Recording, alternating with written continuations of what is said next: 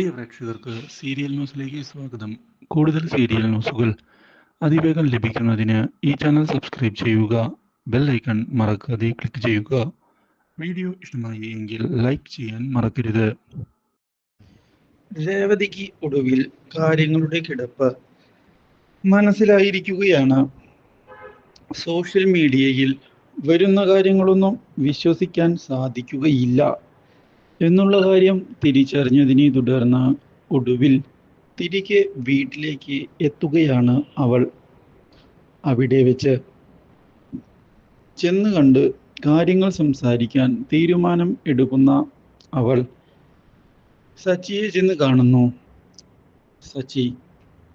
സച്ചിയേട്ടൻ പറഞ്ഞത് വിശ്വസിക്കാൻ ഞാൻ തയ്യാറായില്ല. അത് എൻ്റെ തെറ്റ് തന്നെയാണ്. ഞാൻ സോഷ്യൽ മീഡിയയിൽ വന്നതെല്ലാം കണ്ണുമടച്ച് വിശ്വസിച്ചു. അത് എൻ്റെ തെറ്റ് തന്നെയാണ്. ഞാനത് ചെയ്യാൻ പാടില്ലായിരുന്നു. എന്നോട് ക്ഷമിക്കണം. അത് സാരമില്ല.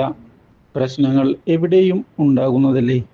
ഇതും അങ്ങനെയൊരു പ്രശ്നമായിട്ട് തന്നെയേ ഞാൻ എടുക്കുന്നുള്ളൂ. വിട്ടുകള, കാര്യങ്ങൾ മുന്നിലേക്ക് പോകട്ടെ. ഇതേ തുടർന്ന് ഈ കാര്യങ്ങൾ അറിയാൻ ഇടയാവുകയാണ് ഇപ്പോൾ സച്ചിയുടെ അച്ഛനും. ഇതോടെ സച്ചിയുടെ അച്ഛൻ എന്താണ് പറയേണ്ടത് എന്നറിയാത്ത അവസ്ഥയിൽ വന്ന് നിൽക്കുകയാണ്. Do like, share and subscribe.